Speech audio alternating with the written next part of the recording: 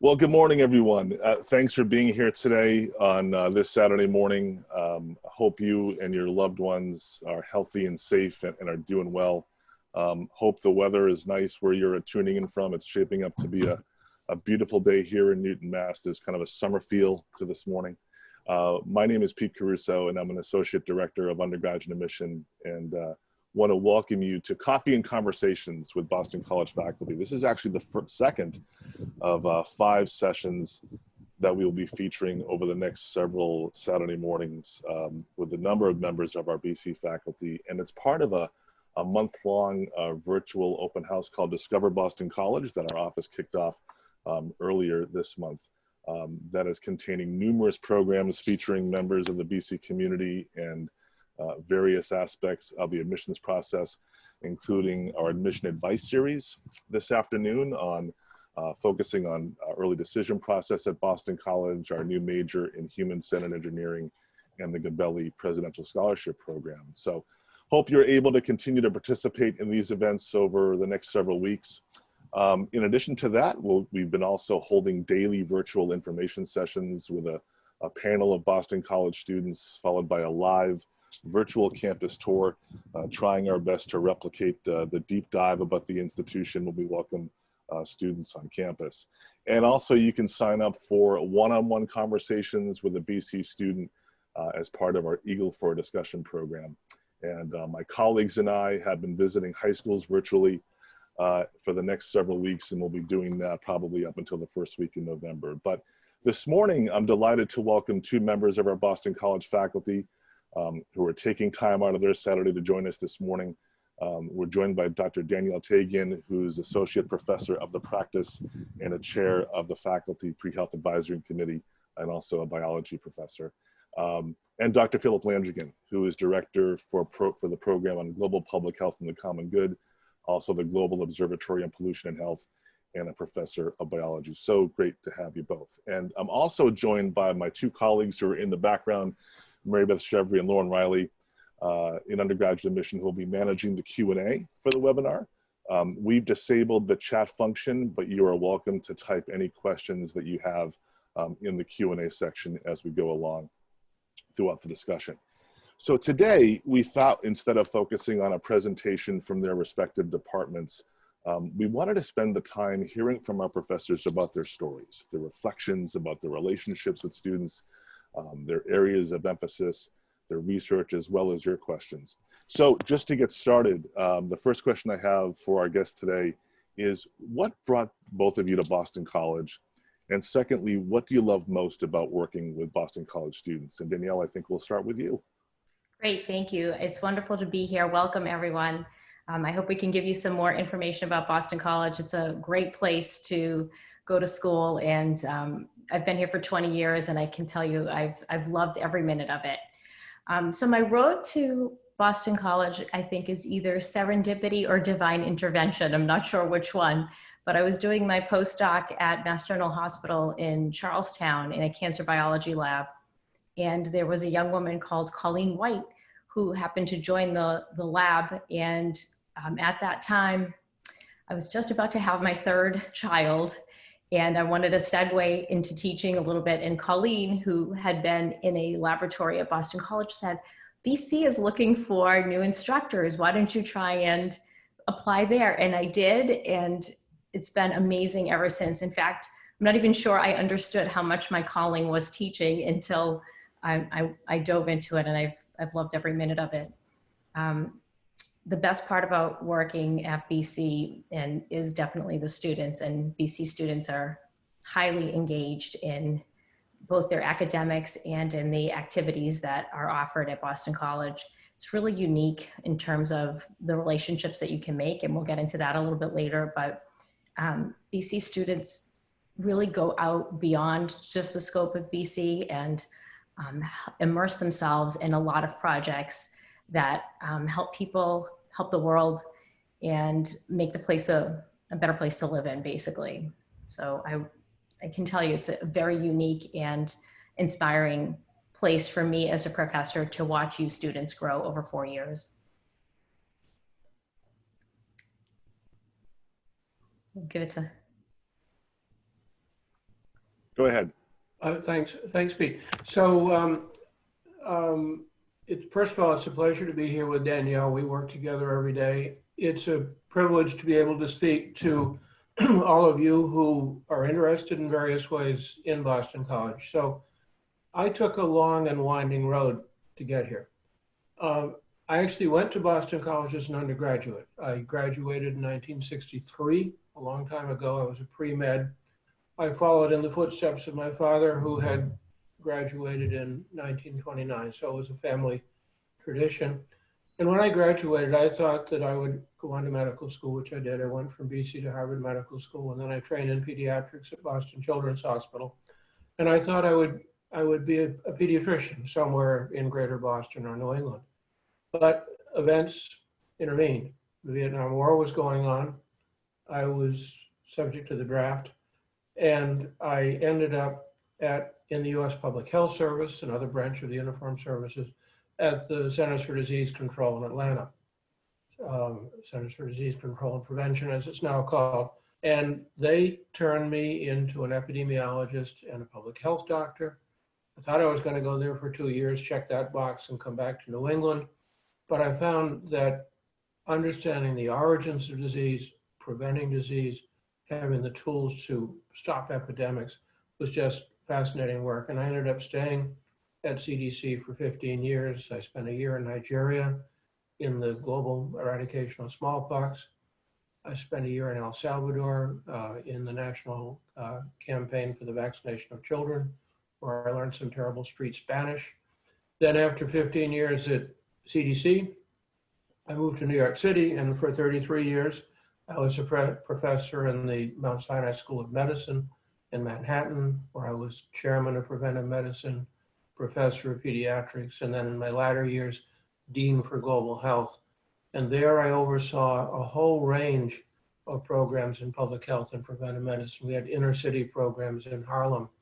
We had global health programs, and perhaps the most notorious of our programs after 9/11 is a program that provides medical care to this day to more than 20,000 of the first responders who served at Ground Zero in the days and the weeks and the months after the attacks on the World Trade Center.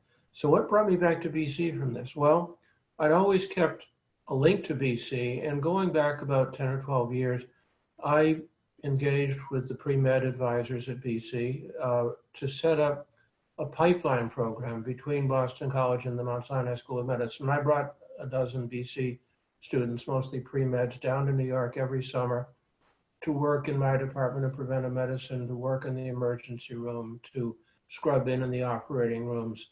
And my wife and I, who's also a BC graduate, by the way, we met at BC, we would always bring them out to our house in Westchester County for a barbecue towards the end of the summer. And I got to know the students. I expected them to be smart. I figured that was a given. They were pre-meds at BC. They had to be smart. What really struck me, though, over and above that, was the fire in these students' belly, their desire to change the world, their altruism, their desire to do good. And I said to myself, you know, I've got family in Boston. I'd like to get back to Boston. I really don't want to retire. I can go fishing one day a month, but after that, I go crazy. Let me do something good with the next chapter of my life. And so I started talking with Tom Childs and David Quigley, the vice provost and the provost. And over a couple of years, we hammered out a plan that I would come back to BC and start up a new program, which we called the Program in Global Public Health and the Common Good. And the plan has been to build an undergraduate teaching program in global public health, one of the few in New England. We now have a minor. We're in the second year of an undergraduate minor in global public health, and we hope to roll out a major. We started all this before COVID-19, obviously not anticipating COVID-19, but now that COVID-19 has come along and everyone in America has seen the power of public health to do good, the number of students seeking admission to our program is just skyrocketing. So that's what brought me to BC, and it's why I'm here, and it's why I'm going to stay here.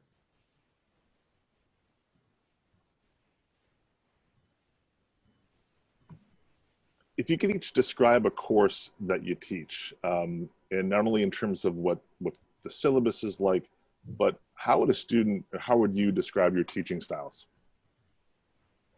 Sure.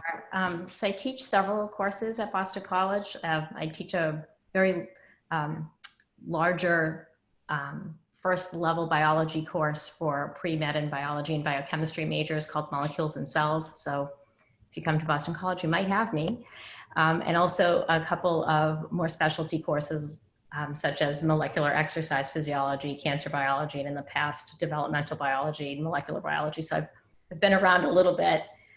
My favorite course has, I think, always been cancer biology in terms of teaching it. I guess I want to describe that the most because it's an interactive type of teaching style where in terms of the daily lectures, there are PowerPoint slides, but within each of the lectures, there's a lot of interaction with students. I present a lot of many original papers so that you understand how to decipher, interpret scientific information. And that opens a very large dialogue between the students and myself and between each other. And so the courses are very vibrant.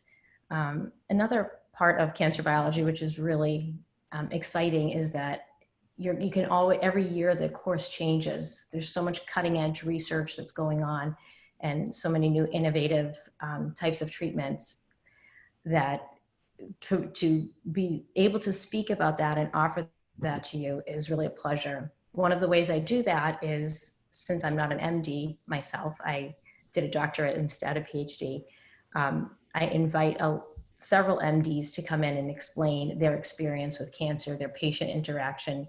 A lot of them actually do research as well. So there's many hospitals in the Boston area, as you might know. And so there's a nice group of physicians who love to come and give talks. A lot of them actually went to BC. So it's really interesting to hear them say, I was in that seat in Higgins 20 years ago or 25 years ago, and really inspire the students.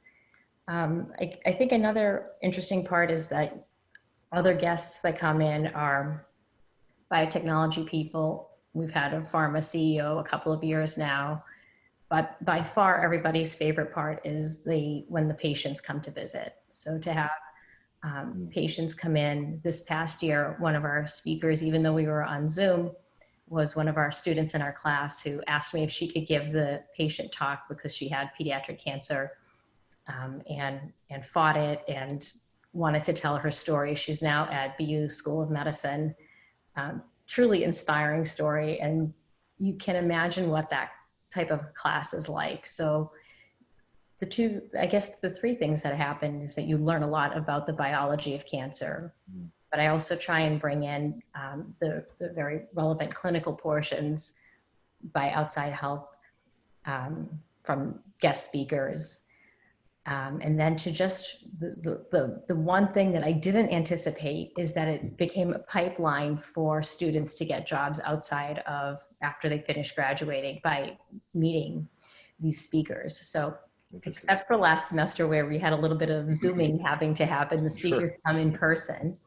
And but even Zooming worked out very well, I will say. But when they come in person, I host a large lunch after each of the speakers attends, and students can interact with the speaker in a more casual way. And a lot of networking happens during that time. So I'd say that's the class that has the most interaction and that I think challenges the students the most and is a real fun to teach because it changes so rapidly. Yeah. Philip. So, so last year I co-taught a course with Tom Childs called Case Studies in Epidemiology. And what this course was modeled on the boot camp that the CDC uses to train new epidemiologists. It's the course that I went through in the summer of 1970 when I showed up at CDC in Atlanta, knowing this much about public health. And in 4 weeks, they turned me from a pediatrician into at least a basically competent public health physician. And we decided that we could teach this course to sophomores, juniors, and seniors at Boston College. And the way it works is through case studies, very highly interactive case studies. In fact, one of the students in the class was Danielle's daughter, who did quite well, I should add. And the way these case studies work is we give the students beforehand a one-pager that describes an epidemic. And the very first one we did, I'll tell you about the story. The report was as follows. The CDC has just received an urgent call from the city health officer in the city of Texarkana, Texas, to send a team in to deal with an explosion of measles cases. This was an actual epidemic in which I was involved shortly after I came into the U.S. Public Health Service in 1970.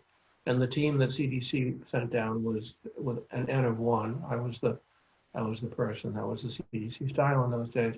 And so I flew into Texarkana, and the questions are, okay, what information do you need? Where do you get it? How do you deal with the press? How do you control panic? What do you do about it? And we forced the students to, not force them, we engaged with the students and worked through those questions. And then when they'd satisfactorily answered those questions and figured out that the health department and the hospitals and the schools were the source of data, we then gave them a dump of data. We gave them information on a couple of hundred measles cases, their age, where they lived, and so on, and said, make sense of it, which is what an epidemiologist has to do. You've got a list of cases of disease. What do you make of it? And so you have to, first of all, plot the time course of the epidemic.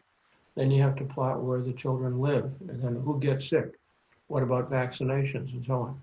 To make a long story short, they spent a couple of hours working this problem. They determined that the measles epidemic had started in the summer, peaked in September, October, right about now, a couple of weeks after school got back. But there was an enormous discrepancy that they picked up. It has to do with the fact that the city of Texarkana is bisected by the Texas-Arkansas state line.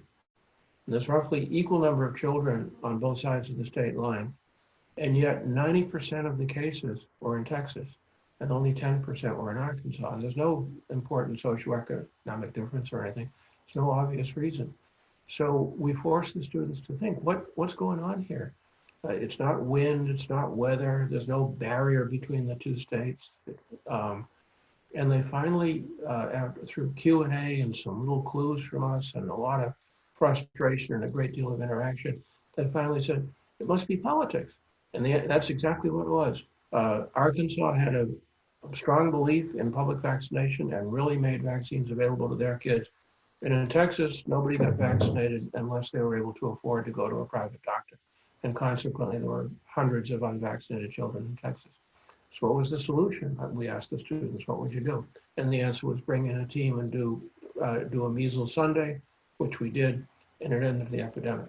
And we went on from that fairly straightforward epidemic to talk about cholera in Bangladesh, to talk about asbestos in insulation workers. And over the course of the semester, we worked through a dozen or 14 of these problems, and the students got more and more deeply engaged and just loved it. And then, of course, following the lessons I learned in New York, I brought all the students out to the house for a barbecue at the end of the course. And it went on for about 3 hours. We couldn't get rid of it. They were having such a good time hanging out and talking. And the spirit, the camaraderie among students and faculty are just quite amazing. This coming spring 21, I'm going to be teaching a course called Children's Health and the Environment.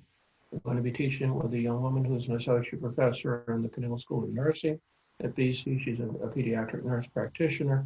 And we're going to explore how toxic factors in the environment, lead, mercury, air pollution, pesticides, affect children's health. And again, it'll be a highly interactive course. We've already made arrangements that one course will be co-taught between Boston College and the University of Cape Town in South Africa, where there's a person down there who was one of my former trainees in New York, and she's interested in children's environmental health. And we're going to introduce the South African students to a North American problem, namely lead paint. And at the same time, the professor down at UCT is going to introduce the Boston College students to the problem of pesticide misuse in South Africa. I think it'll be fascinating, and expose our students, open their eyes to the notion that these are global problems and that no country is an island, in case we still needed reminding of that after COVID-19.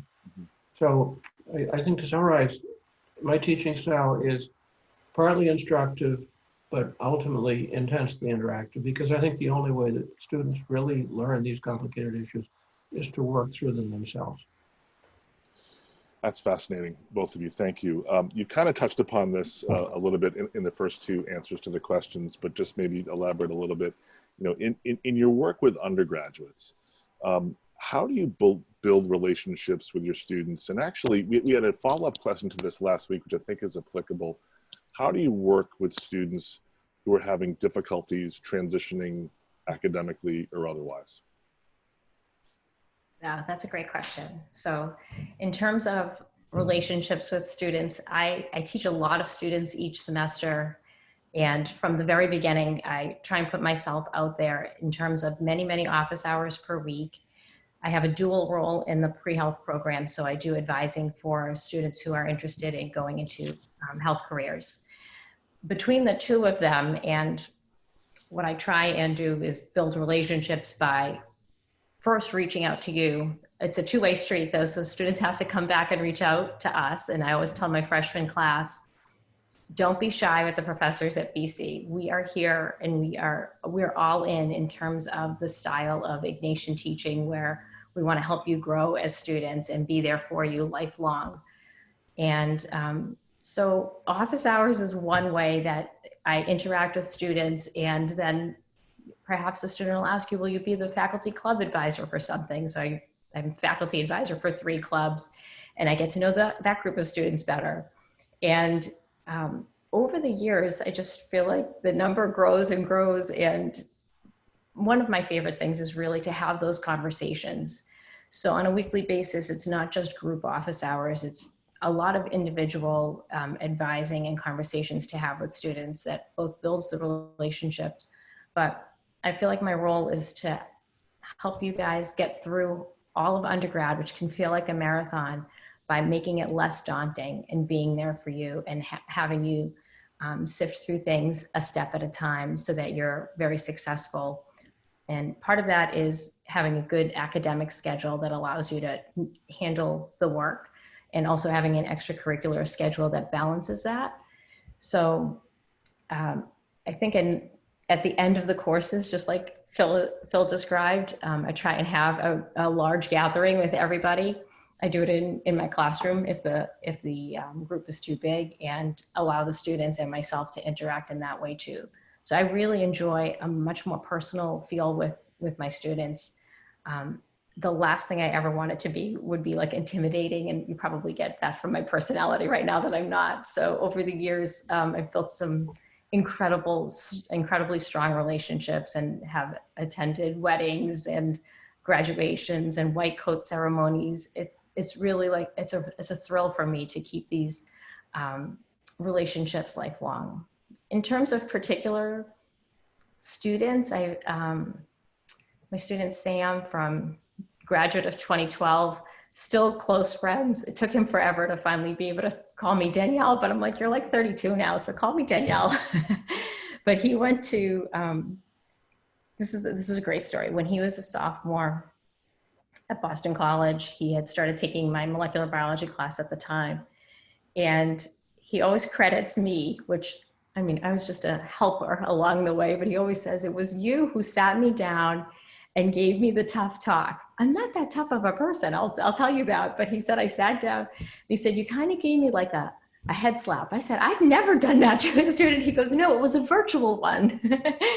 He said, I really spoke with him to redirect him. And he was getting, this goes to the question that you asked Pete too, about how to get the most success and what kind of mentoring to do. It was just this moment we had where I'm like, you have more in you. You're not giving yourself enough credit, and let's reorganize yourself and see what will happen. He ended up going straight through to vet school. I was his cloaker at the end of vet school. So I flew out to Colorado, because he went to Colorado University Vet School. It was fantastic experience for me.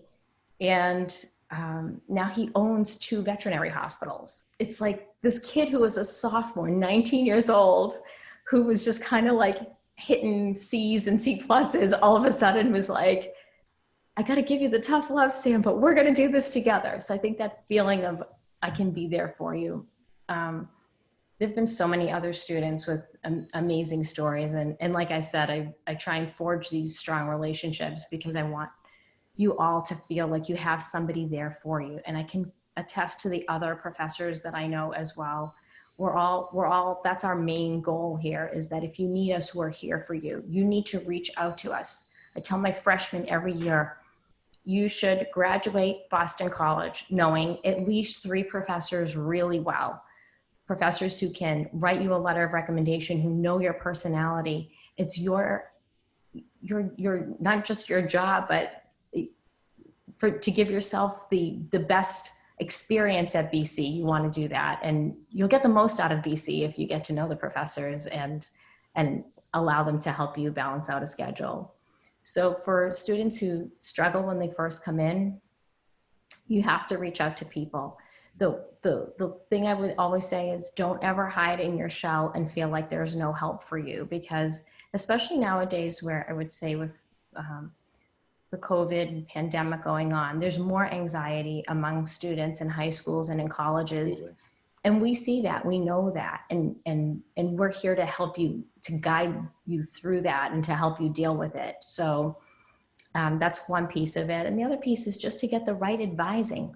If you're going to Boston College, you deserve to go to Boston College. You have the aptitude and the capabilities to go to Boston College, and to make the most of it, you have to balance your schedule correctly to get the most success out. And you all have that capability. So that would be my best advice, is to get to know professors and have them help you. That's what we love to do best. Bill. So first of all, I'll absolutely echo what Danielle said. Every student who comes to BC should know that we faculty are there for you. We're there all the time. We'll take emails day or night. We'll advise we'll meet students singly or in small groups, but we're always there for you, and we do a lot of it. I'm probably doing 10, 15, 20 one-on-one mentoring Zoom calls per week these days, since we can't meet in person. And on Monday afternoon, 2 days from now, a new freshman student who's come to BC from Los Angeles and really wanted to meet me personally. We've got a pretty good sized backyard just a block from the campus, and so we're going to put on our masks and sit 8 or 10 feet apart from each other and actually have a face-to-face conversation. Another dimension of all this, and Danielle touched upon it as well, is that mentoring is not a one-time thing. It's a continuing process.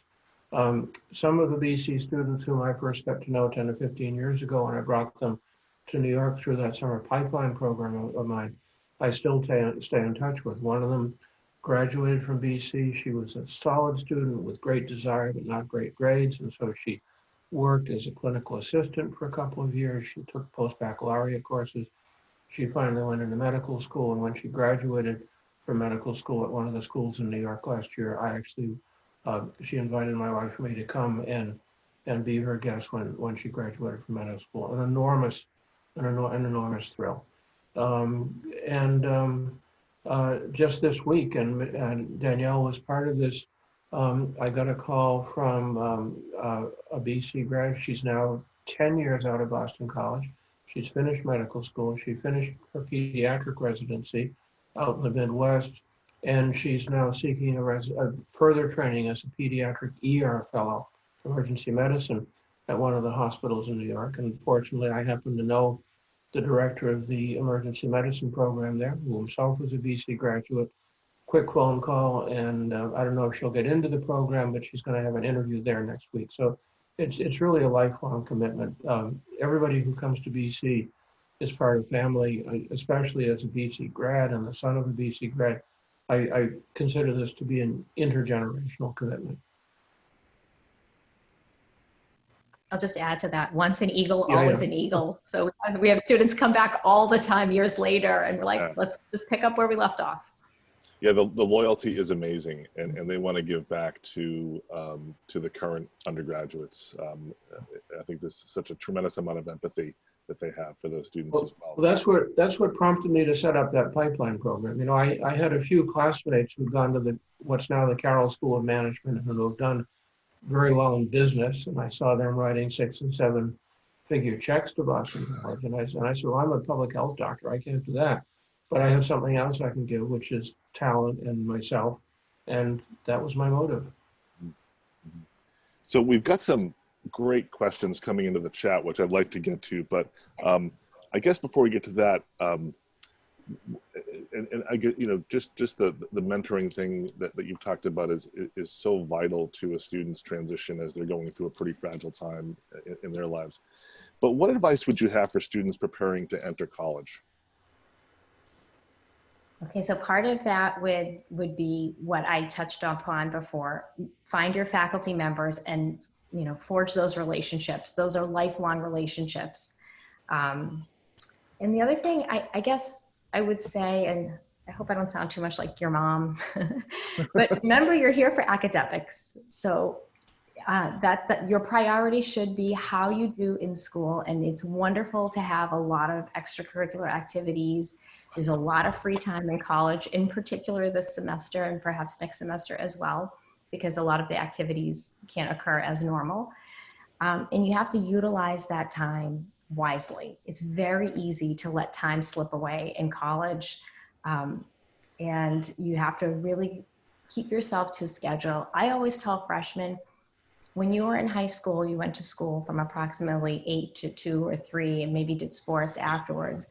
Try and keep your schedule that first semester aligned with your high school schedule. So you don't, you remember that you don't have to wake up at noon, that you shouldn't be waking up at noon or 1 just because you make classes in the afternoon. That's a lot of time lost, and getting enough sleep, having a social life, but keeping academics as your priority, I think will keep you confident and very happy at BC. So that would be probably my, like, don't forget why you're here kind of talk. That's my best advice. Yep, absolutely. That's very motherly, I know. Absolutely, that's fine though. So my advice is really pretty similar. I would say it's very, very important for students to develop good study habits in high school, especially in the last couple of 3 years of high school, to really learn to discipline yourself, to sit down and do your homework each night.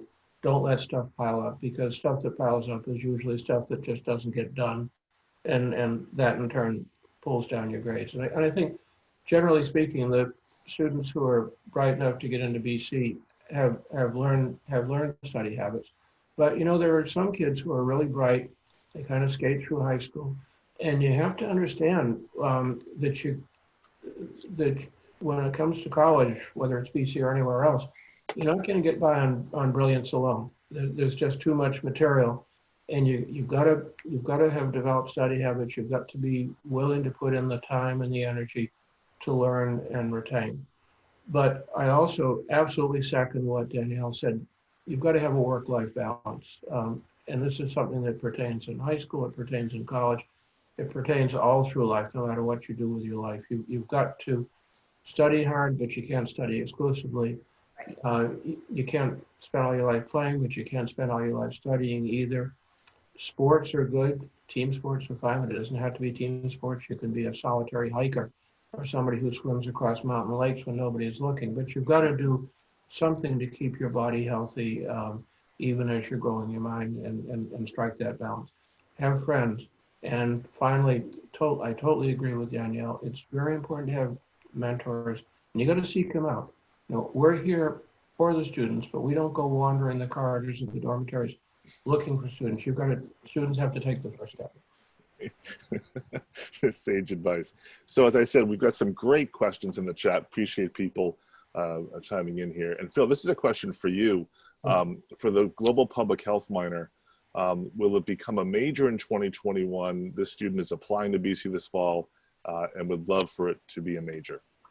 Yeah, well, we would certainly hope that it should become a major in September 21. The plan for the major is all drawn up. We've had outside consultants come in and vet it and help us to tighten it up still further. And now it's got to go through an approval process at the highest levels of the university as for any new major. And I guess, to be frank, I hope COVID doesn't derail our plans. But we're on track to do it if we can push it through. Great, thanks. And Danielle, I think this is a question for you based upon an earlier, when we talked about the courses that you teach. Student says, I want to go into oncology cancer research, so the cancer biology course is really piquing my interest. Could you possibly explain your favorite section or unit from the course? Oh, you know, there's a lot of good stuff in there. So Right. I I happen to be like a molecule junkie. Like, I really love to see the biochemistry of the way molecules interact and how it causes cells to derail and start to grow out of control. So that's one piece that I love offering, the nitty gritty of it, because it's just so interesting and so beautiful that in our cells we have these proteins. I always say humans may never find their soulmates, but proteins always find their soulmate, and they interact, and the changes that they make, that's incredibly beautiful to me. But I guess my favorite part would be when, two things. One, when you can actually have a discussion. We always have a vibrant discussion about the discovery of the human papillomavirus vaccine, which is linked to several types of cancers, cervical cancer being the most common one. And there's always a lot of discussion and debate about that. And I think it goes back to what Phil was saying as well about vaccinations and the importance of them. And so it's great to have those really juicy topics that are very interactive. And then having patients come and tell their story, it's the most inspiring thing you could ever imagine. The experience is transformative for students. This year, when their own classmate gave the talk, the chat room on the Zoom was going crazy with questions, and they were just, everybody was so cheering for her and so united together. And students came out of that saying, I would have never known that, and said, I might change the way I think about my own life. That didn't happen to me. And sometimes I feel like I'm a little too negative, and I look at this person whose cup is always half full. So it's really, it was an interesting time. Those would probably be my favorite parts. Yeah, it shows you how these experiencer students can be unexpectedly transformative and almost having these sort of epiphanies based upon. Absolutely. Yeah. Absolutely. Yeah. So this is a question that I think is probably for Phil. Phil, how common is it for students to travel abroad while studying global public health and biology, and can you describe those experiences? Yeah, it's actually quite common, and a lot more common now than it was 10 or 15 years ago. So a very substantial number of BC students do a semester abroad. We have an office of international services at BC. They have forged partnerships with a number of universities all around the world, in Africa, New Zealand, Europe, the UK. And when students go overseas to those universities that are BC's partner universities, they have the opportunity to take a wide range of courses. I always encourage a student who's going to a country that speaks a language other than English to take an immersion course in that language, French, Spanish, German. But the students who are in the public health program, I encourage them to take a couple or three public health courses out of the 5 or 6 courses that they're going to take during the semester that they're over there. And in particular, I encourage them to take a course that exposes them to the healthcare system and the public health system in that country, because every country is different. The United States has a lot of strengths in health, but we've also got some weaknesses, some of which are rather obvious these days. And by seeing the experience in other countries, they can compare and contrast, and it's a deeply enriching experience. Also, immersion experiences in global health don't necessarily end at graduation. I've had several students each year since I've come back to BC whom I've helped place in public health programs either in the greater Boston area, elsewhere in the United States or overseas. We had one student who was going to go and spend time in Rwanda, spending 5 or 6 months over there with Partners in Health. Some logistical problems intervened and she didn't get to go, but it's an example of the kind of thing that we can place students in. We benefit here at BC from the fact that Danielle and I and Tom Childs and my colleague Kurt Strife, who's a public health doctor who worked for many years with the World Health Organization, we truly have a global network of friends and colleagues, people that we can pick up the phone and call, like that professor I mentioned at the University of Cape Town in South Africa. And with a single phone call, we can place a student there. It's really a remarkable gift. Thanks. One thing that I've seen in my experience at Boston College as a trend is more students exploring the possibility of double majoring. And we had a question come in the chat, and just to get your impressions from the two of you about how you feel about students double majoring at BC. I'll start, but I was a double major when I was in college in biology and in English, and I found it deeply enriching to be in both. I think one of the limitations is that your schedule is very, very tight. And so to do a double major, especially if you're also doing pre-health or maybe a pre-law type of program as well, excuse me, makes your schedule not very flexible to take other courses. And we have a relatively large core at Boston College as well. So to get everything in, like I said, makes it tight. However, and the problem with that might be that you might not dig a little bit deeper into your major. If you stay with one major and perhaps a minor, that offers you more courses to dig deeper in your major. So where the biology BS is 30 credits, so that would be 10 biology courses, you wouldn't be able to take 12 or 13 biology courses with a double major plus our core. So you can actually immerse yourself deeper in a single major with a single major and a minor, or just a single major. Although the double major gives you a very interesting broad perspective that you might not have time to do otherwise in your life. So what do you think? No, I agree. And I think it's very much an individual choice. A student has to, yeah. I think, you know, when students come to BC, they're so enthusiastic, they want to do everything. And we always say to our students, assess your skills, figure out what you can do, what gives you joy, what can you do in the world that's going to make the world a better place, and to titrate their choice of courses and their choice of majors and minors against their own skill set and who they want to be when they're 35 or 40 years old. This is what mentoring is all about, because these are not easy questions. I think it's a great example, Phil and Danielle, about not only is mentoring an ongoing thing, I think a student's reflection of their own orientation. Like, orientation isn't just 3 days in July or 3 days in September. It's really every day, and it's ongoing. And so these are great examples of that. I think we'll end with this. This is a really interesting and timely question. Can both of you discuss how you've managed the transition to online learning? How do you ensure students are still getting the interactive first-hand experience you've mentioned that is so integral to your courses and teaching methods? So last semester I was teaching cancer biology. That's a spring course for me. And the sudden transition, we had about a week to really change everything and figure out how we were going to go online. And BC was extremely helpful and very well equipped through the CTE, the Center for Teaching Excellence, and other innovative and teaching departments that really helped us get online. So it actually went pretty well for me. It was seamless. I learned how to record and did lots and lots of live Zoom to make sure that students had me in virtual for real instead of just having a lecture to listen to.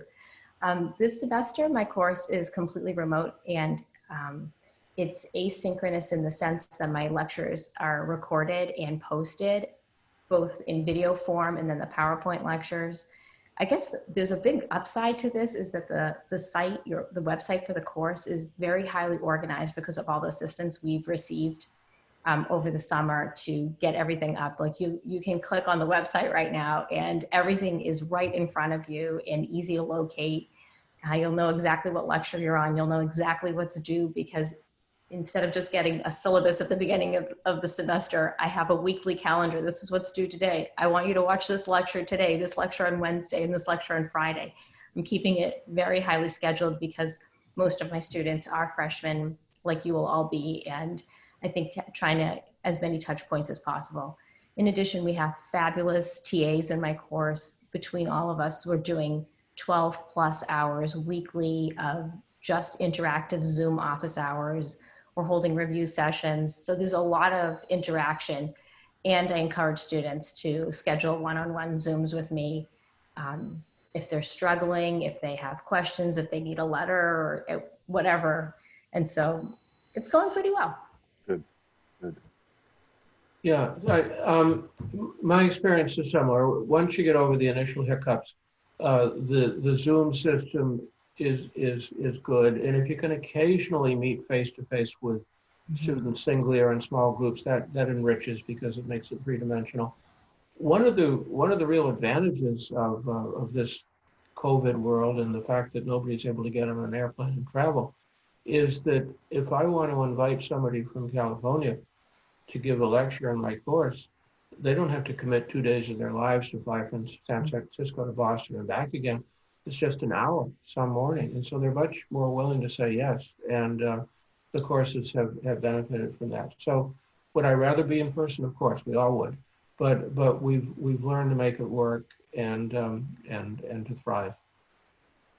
You know, I've talked to students since I'm sort of on campus twice a week, Mondays and Fridays, and I've been talking to students, returning students, and it's amazing how they're just so happy to be back. Yes. You know, with their classmates on the campus, with their teachers. It's just been such a long 6 months, and things ended so abruptly for them in March. And I've also been amazed by the resiliency of our first-year population. You know, and talking to students that I mentored through the admissions process in the spring, and sort of guided them through the process, you know, coming into the summer. They're ready to go on the journey, you know, with their class and be pioneers in a lot of ways. And one of the benefits of Zoom is that we can have sessions like this, you know, for our prospective students, which is wonderful. I do want to thank you both again for joining us Saturday morning.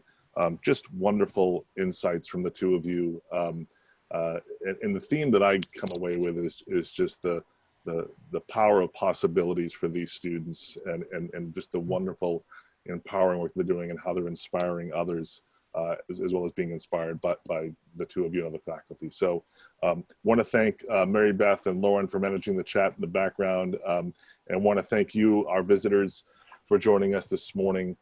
Again, invite you to spend the next couple of weeks going online and signing up for some of our virtual open house. But I do want to thank Dr. Taghian, Dr. Landrigan for joining us this morning, and enjoy the rest of this beautiful weekend. Be well, be safe, and we'll talk to you down the road. Thanks, everybody. Thank you, everyone. Appreciate it. Thank you, Danielle. Our pleasure. Thanks, Phil. Great to see you.